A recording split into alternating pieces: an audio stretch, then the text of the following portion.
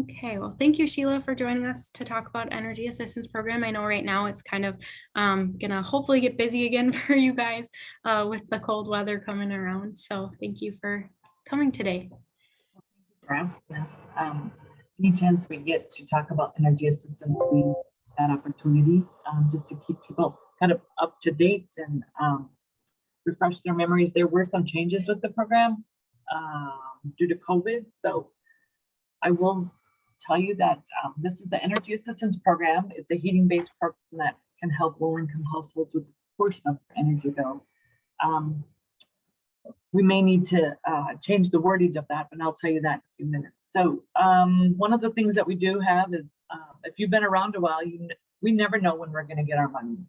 It's federal money that depends on the federal government budget, and sometimes it's a continuing resolution, and then, you know, we've gotten it as late as Christmas, and so we're just a short time away from Christmas. But this year, due to COVID and some of that CARES money and the stimulus packages that went through, we had some carryover money. So when the program started October 1st, we were able to start making payments almost right away on October 13th. So we have had, we've had money available to make payments all along.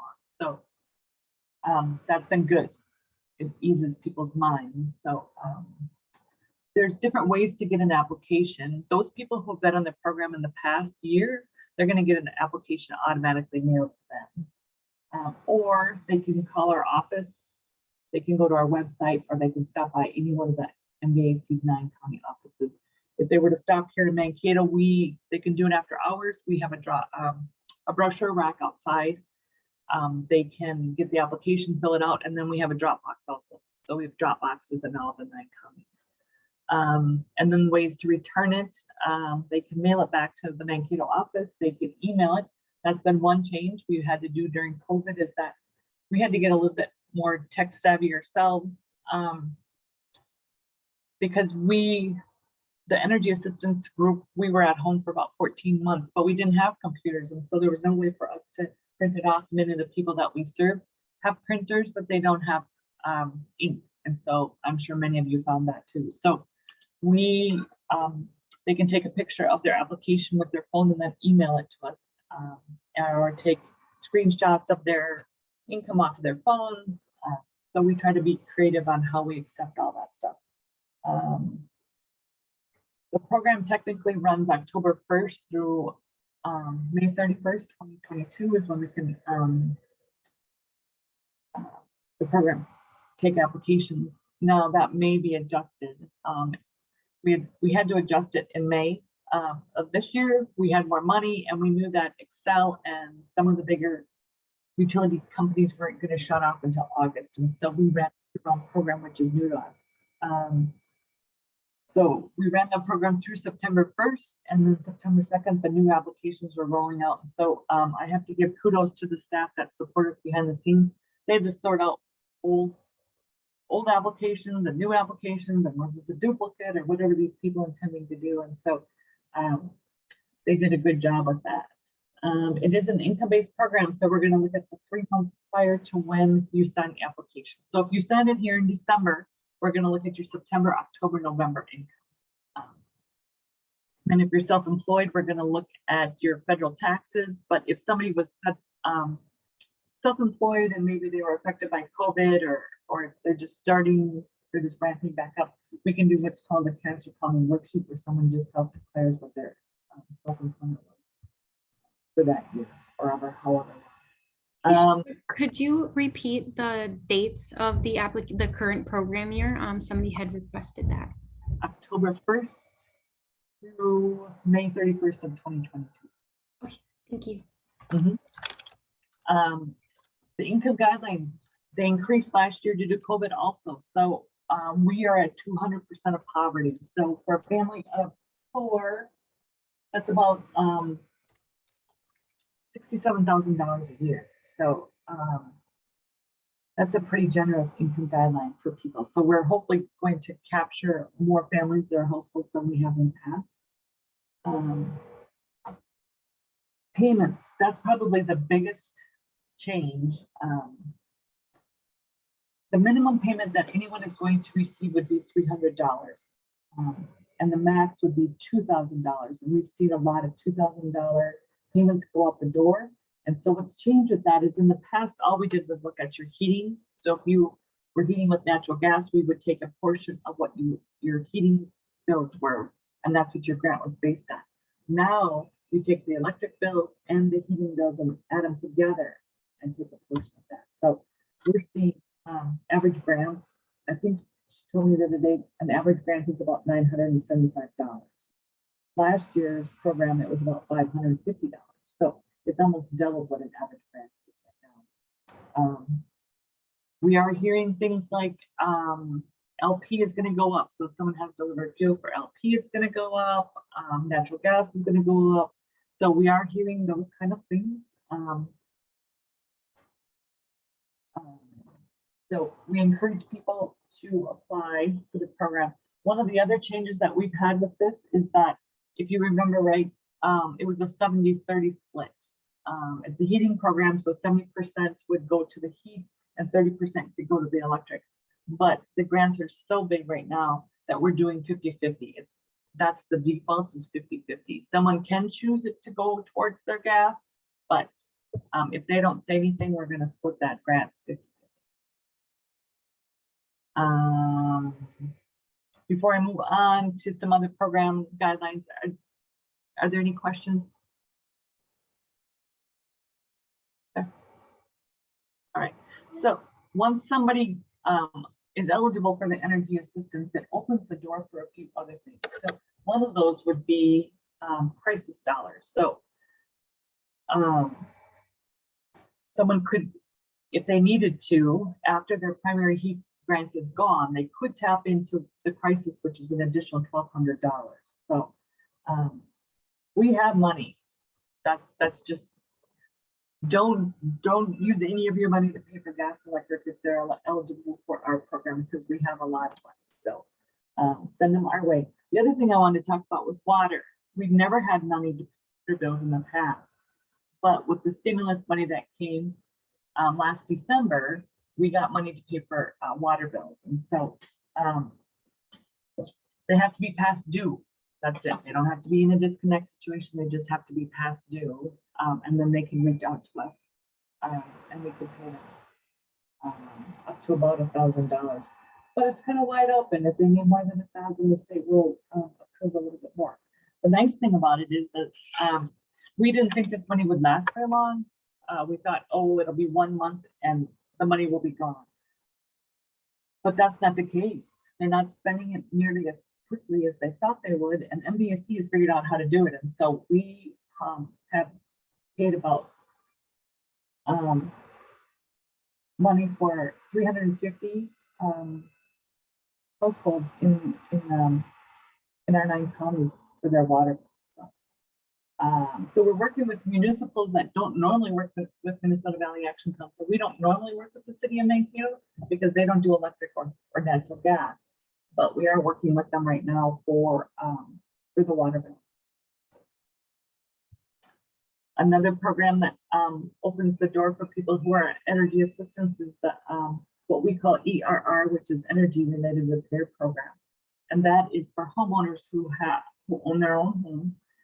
And maybe have a no heat situation. So if they maybe need a repair or a replacement, they would call us first. We have on-call people, weekends, nights, and holidays. So they would need to call Minnesota Valley Action Council first. And then we have an answering service who would take that call. And then there's somebody on, one of our staff will be on call to reach out to that household to find out, is it a repair or a replacement? So if they were to have a no heat situation on a Saturday night, had somebody come on and fix it, and then call us Monday morning, we are not going to be able to fix that. So they need to make that cost. We are hearing from our weatherization folks that we are partners with that furnaces are really hard to get, especially for mobile homes. There's just a shortage of mobile home furnaces. So they reached out to the state to say, okay, what can we do? We can't let these people sit weeks and months without heat if we can't get a replacement. So they're trying to come up with something to kind of fill that gap in between here. The other thing that they can do, tap into is the weatherization program. And that would be like caulking, weather stripping, and attic insulation. That would be at no cost to the household. You just have to be on the energy assistance program to tap into weatherization. Now, we get people calling us all the time. I used to be on the loan side of things in the housing department here. And they would say, really, I want that weatherization. I want new windows and new siding. But that is not what our weatherization department. They just do the caulking and attic insulation. If you want new windows or new siding, that would be on the loan side of our program. So we can still do it. It just might be something that you would have to pay for on a monthly basis. So that's kind of the energy assistance. I got distracted by the chat. So that is kind of a program in a nutshell. So okay, the dates, you got the dates. A maximum, the primary heat grant, $2,000. That's the maximum that somebody can get. And then up to $1,200 to price. Is there an application assistance for people who may or may not be able to read or write? Yes, they can go into any one of our 9 counties, and someone can help them fill out the application.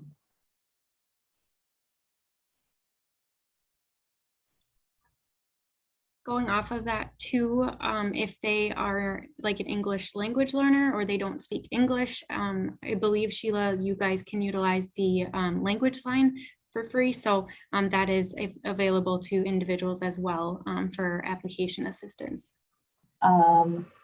We do have a few people on staff who speak Spanish so that they can help us. And then a lot of times people who speak Somali and bring someone with them and kind of helps bridge that gap for us, but we do have the language.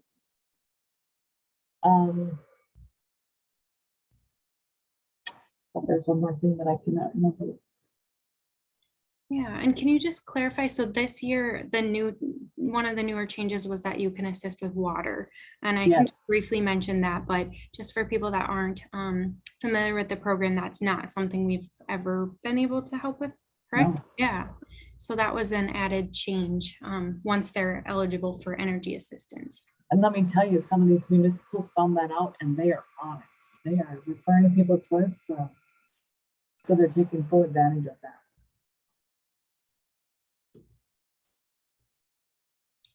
Yeah. Any other questions for Sheila? The MVAC offices are open to the public. All of them are open. Yes, yeah, thank you for that. Yes, at this time, MVAC is open to the public. So yes, to clarify, they could walk into any county office and ask for assistance. By appointments do work best, but they definitely can walk in and pretty much any staff can help them find the application if an EAP staff is busy as well. So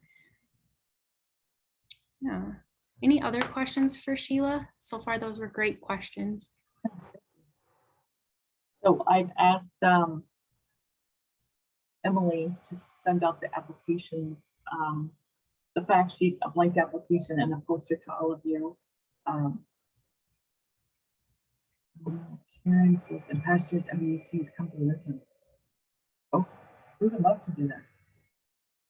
Okay, sure. Any way that we can make it easier versus transportation or space or Yeah, in the past, we've invited MVAC to come here and meet with any students that want it. We've let them sign up ahead of time and then just had like a day of appointments. But I guess we didn't do it this spring and this fall, and I don't know why. So sometimes for our students, it's hard for them to, the transportation is very limited, and so they'll miss an entire day of school if they have an appointment somewhere because of all the busing back and forth. So we've just said, if any of you ever need to meet with someone and they're attending adult basic ed classes, you could certainly schedule their appointment right here at Lincoln, so they don't have to try to go find transportation. You could come to them and we would provide you space if you need that. I don't know. I guess I don't know right now if our students are already connected. No one has come in and asked for energy assistance yet, that to my knowledge, but we could make an announcement or find out if they need any help. I did put Sheila's email in the chat for you, Karen, and I also put our website. I will email out the documents that Sheila had mentioned to the full group, but just in case somebody wanted to click that and bookmark it on your desktop, I did put that link to our website and the application in the chat. So, Karen, you want to email me and then we can communicate that way? I'll set something up to come down. Are you guys? So we're almost here. Yeah, we'll be here. We'll be here next Monday, Tuesday, Wednesday. So I guess I could put out something to students to let them know that if they need help with their energy bills, to come to the office and ask for Kelly. And then we could just contact you and figure it out with them. Either that we could set it up that they come to you over the break, or they could have you come here right before or after the break. I'm always up for little field trips. So. Okay. All right, thank you. yeah, any other questions for Sheila? Otherwise, I will send out those documents after the meeting here. And Sheila, you're welcome to stay on and hear roundtable, or you can take off if you have other meetings to get to. So, perfect.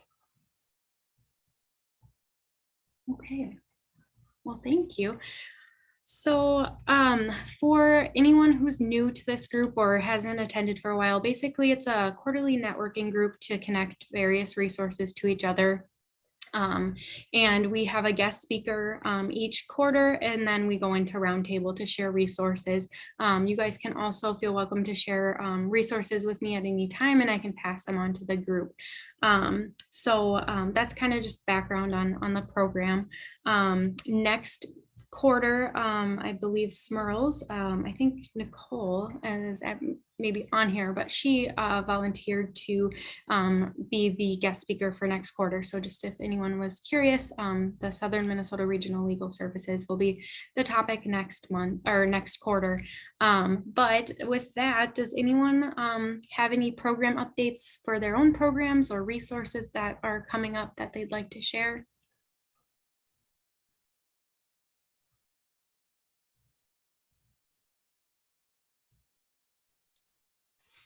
Nicole from Smurls. I will be presenting, I believe it's in March. Updates, we're, seeing a lot of evictions, of course, and a lot of what we're seeing is people behind in rent. So we're frantically getting people to apply for rent help and sharing that information with the courts to get the eviction stopped. I work with our benefits sort of cases, and I realized I should turn on my video so you can see me. I work with our benefits cases, and our intake has actually been pretty slow. I don't know if it's because of the holidays or because people are focused on housing issues. So, other issues haven't been at the forefront, but you can refer people to us for issues with, county benefits, with Social Security. We were doing applications for Social Security for a while, but we've had some staffing decreases along with, I know a lot of people have been dealing with that. So the applications are on hold now because there is an alternative Social Security. They can call Social Security and do an application over the phone. But we are still doing the appeals. So you can refer people to us for Social Security appeals. We also look at criminal record expungements and background study licensing disqualifications, family child care licensing disqualifications as well, or suspension. So if people are having issues with their benefits or really obtaining or maintaining income, definitely refer people our way. If you or your staff want to hear about a certain legal topic or more about us, you can also reach out to me because we'd love to be able to present to your agency as well.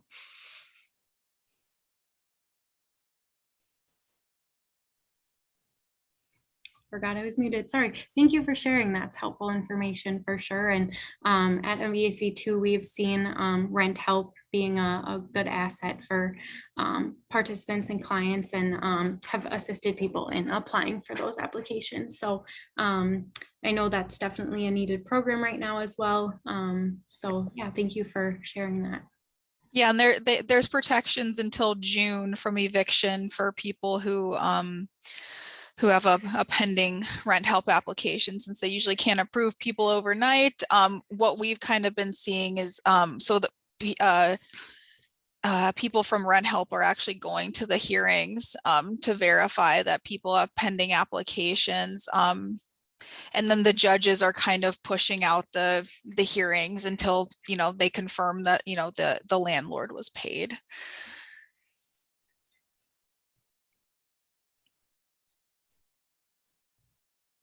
Well, thank you for that. That's good information. I didn't know that was part of the process. So thank you for sharing. I saw, David, you shared some county openings maybe. So if you want to touch on those. Yes, thank you. I did. Nicollet County, my unit, the eligibility work for various programs. We have had someone take another position elsewhere, so we're hiring to replace on the Mets Minsure team. That closes tomorrow at midnight for applications for the eligibility worker. I know they're hiring for a dispatcher, and I think that closes in a couple of days also. The IT department is looking for somebody, and I think that closes tonight. And then, maybe we can get one of these high-powered attorneys to come be our assistant county attorney. Although I'd like to see Nicole continue doing the work that she's doing at the same time.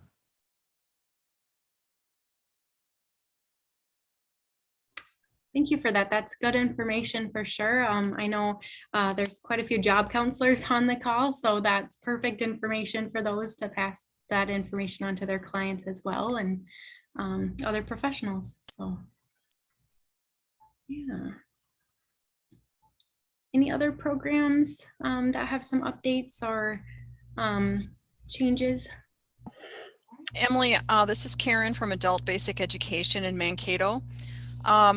I just want to bring an idea to the group. So I chair an adult career pathway committee under the Workforce Council, under the South Central Workforce Council. And I don't know how many of you are on that. I don't think many of you are on that, but what we have done in the past is sponsored an adult career pathway networking day. And I don't know if any of you remember this, but I think some of you were probably there. Prior to COVID, we had met 2 or 3 different times. It was in the spring, and it was at South Central College, and it was called the Adult Career Pathway Networking Day. And what we did was we have a partnership between the workforce system, the adult basic education system, and the South Central College system, where we provide training programs and jobs for top areas, manufacturing and healthcare mainly. And so we partner to make sure that anyone who comes into adult basic ed who wants to move up, go to college, and get a livable wage job in those areas is supported throughout that process. And so we get a lot of side referrals happening as someone comes into our adult career pathway programs. They often need housing, they need food, they need transportation, childcare, all kinds of things.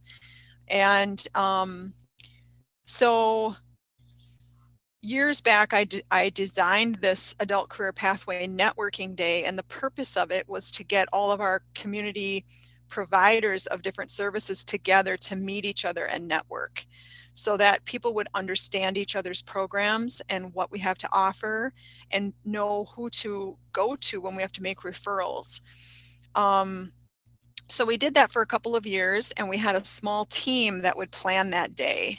And we were mainly focusing on different career force programs, adult basic ed classes that could be offered that were free, what pathways are out there right now. And then different providers would say, these are the supports we can give someone while they're working through these jobs and training programs. So MVAC was there. various agencies were there. And I do remember like housing and some other things saying, I want to be part of that. I don't know, I didn't know about it. And we just didn't know who to invite. So I'm wondering if there's interest in this group of forming a small team. I was for sure thinking, Emily, that you would be on it. And then probably somebody from our adult basic ed, somebody from career force, and then anybody else who just wants to be part of it to plan that event. I have around $1,000 available to spend on that event, but we have to spend it before June 30th. And we really want it to be an in-person event at South Central. So I think it's better to do it after winter and maybe in the spring. Typically we've done it like one of the last 2 weeks of May or in early June, because then the college is done and they have space and they usually cater the food. So we usually spend the money on having some type of a breakfast, and then some type of a lunch or something like that. Otherwise, it doesn't really cost anything to offer it, because it's basically just a get together where people come, we do a general session, talk about the upcoming grant and what kinds of programs we're offering so people know. And then we showcase all these different resources that are available. So I'm just wanted to throw it out there and see if anybody's interested in being part of planning something like that for the spring. Yeah, I think that sounds like a great resource for sure. Maybe if people have to think about it, or I can offer it to the wider group and just say there's an opportunity to help plan a networking day. If anyone's interested, to reach out to you, Karen, or me, or however it would work. So we can definitely work on those details for sure.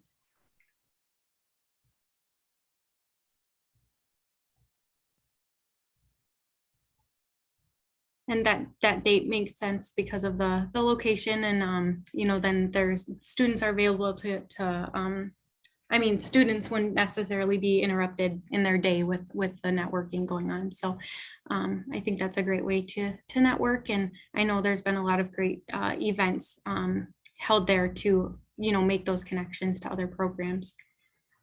For sure. They have a nice setup for space up at South Central College, where you can have like one hallway of different breakout sessions, and then you can have the big conference area. Food can be out there, and we can have tables if people want to have a table and talk about what they can offer. And people can make referrals and get to know each other. It's probably going to be almost like starting over after COVID, because people have moved around in positions and not everybody knows who's in what position anymore, which is, it'd be helpful to be able to meet people face to face eventually. Yeah, thank you for sharing that. Any other programs have updates or any input on those? I'll go. Hi, this is Michelle from Blue Earth County Employment Services. Just a staff update is we have fulfilled the SNAP employment training person. It was Heather, and she moved on to the adult basic ed department. And now our new girl is Tammy Bourne, and some of you may know Tammy from the Salvation Army. So she moved from Salvation Army to our position and just started with us last week. So other than that, there's no other program updates for us. We're all status quo and seeing people in person as best we can and doing what we can. Thank you for sharing that. Yep. I can go next. This is Katie from Head Start at MVAC. Pretty much the same thing I say every time I come to this meeting is that we're always accepting applications for new families. We do have, I think I counted this morning, still about 5 current, could start right now openings for children to get and put into place with one of our classroom programs. We will be going through next Tuesday, and then we're off until the 4th of January. But we do also, I'll jump on the bandwagon with employment opportunities. We are still looking for some classroom staff. So we're looking at some aides and some assistant teachers. We just opened up a new position, one of our family advocates is moving, so that position will become available. They're taking applications now, but it will start in January. And we are desperately searching for a bus driver. So if any of you work with any clients who would be interested in driving Head Start bus, I know that Head Start has in the past been willing to help pay for the training for that program. If you have a regular driver's license and you need to get that extra to drive the bus, they can help with that as well. So if you have income eligible kids or, you know, families who we think would be a good fit, send them our way. But also if you have clients or you're working with folks who are looking for jobs, keep us in mind. You can go to the main MVAC website page and just click on careers, and it will list all of the current openings as well. So Thank you for sharing that. Yeah, and going kind of off the topic of training, I can just give an update on our adult dislocated worker and or young adult programs. We do have assistance available to individuals that are eligible for our services. So low income, you know, maybe they've been laid off from a job, they need to change careers. There's definitely a variety of various eligibility pieces with those, but if you know of anybody that is interested in you know, looking into a different career choice, or if they're a young adult and needs some work experience assistance, our MVAC programs are, as Head Start said, always looking for new referrals and more participants to assist with. So I don't know if bus driving is something we can help with. I guess I haven't done that, but I've done a lot of CDL assistance. So if you have somebody that is changing careers and wants to get their CDL, I know that's something we can assist with. So I can definitely look into bus driving and see, Katie, if that's somewhere we can partner, but I'm just not sure about that. I haven't come across that situation yet. So yeah. Yeah, I can go. This is Jessica Place from the Mankato shelter, the Teresa House in Welcome Inn. We are currently full and have been full, I think, a lot this year. We haven't had a lot of families move out recently, just due to appeals and things kind of just moving slower with COVID. So our wait list is pretty long, but we're always accepting applications, and they can be found on our website and I can leave it in the chat too. It's partnersforhousing.org, and it's under the Need Help tab. And we serve women and children, and men if they're in the family unit. We just do not serve single men due to our funding at this time. And then I did post some job postings in the chat. We are hiring for a full-time position for our evening support staff to help support our day staff and our guests in the evening from 3 to 11, and that's on Indeed. And then we are hiring for part-time support staff for overnight and weekend hours. Thank you for the update. That's good information. Yeah. And I did put the, I put your website in the chat, and I send that up to the group as well. So thank you. Yeah. Okay. I can go next. Sure. This is Paige with Vine, and we have a couple of different program updates. We too are hiring like every single other member, it sounds like. So we have full-time and part-time positions available. We are hiring at our thrift store. We are hiring for our public transportation program called True Transit. So again, you would need the driver's license for that. And then we also have a chores program manager position.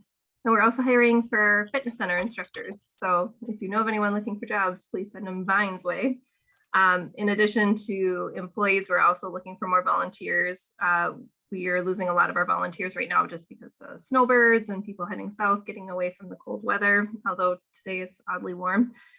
And then we need help with shoveling snow. We need help with delivering meals for our Meals on Wheels program, and also driving people to their medical appointments or wherever it is that they need to go. One newish program that we have that's been out for a little while, but we are accepting new people for, is our Pearls program, which is a free mental health care program for people 65 and older in Blue Earth, Nicollet, and LeSueur County. The program takes about 6 to 8 months long.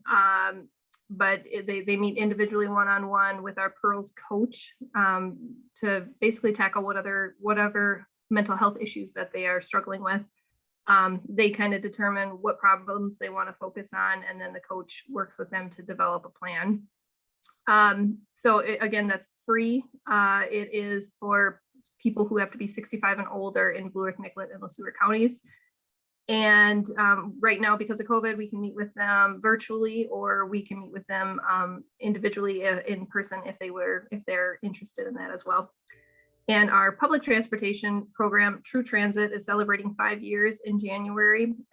We have been offering free rides due to COVID and have gotten government assistance to help with that cost, but that will be going away at the end of this year. So beginning in January, we'll be going back to charging $5 per ride. So that's dial a ride service for Blue Earth, Nicollet, and LeSueur counties. So it's Monday through Friday, 8 to 5. People get to choose, when they want to get picked up, where they want to get picked up and dropped off, etc. So it's not like bus stops or anything that you have to go to like you would with the city's transit system. Any questions about any of that? All right. More information can always be found on vinevolunteers.com or give us a call. We are open, but masks are required in our building. Thank you for sharing. Any final thoughts or questions that came up? I guess I just got an update that there might be a tornado watch happening in this 7-county area. So I don't know if any of you have checked the status on that, but in case you're traveling, maybe take a peek at that. Looks like it's from 1:23 p.m. until 8 tonight. So just to put that on your radar. So yeah, any questions on any of the services discussed so far, or this meeting, or anything that has come to mind?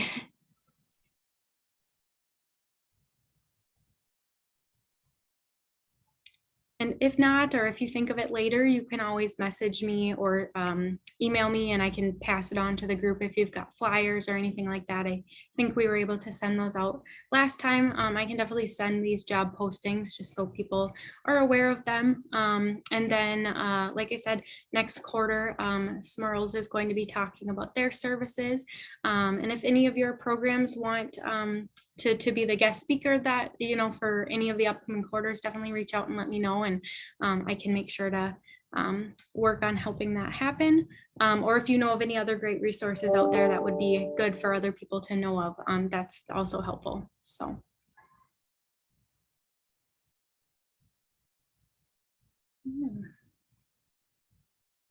Okay. Perfect. If no one else has anything, then I'll let you go for the day. And thank you so much for joining the meeting. I appreciate it. And like I said, if you have questions or need anything shared with the group, I can definitely forward those on. So you have a great rest of the month and happy holidays to all of you, and take care.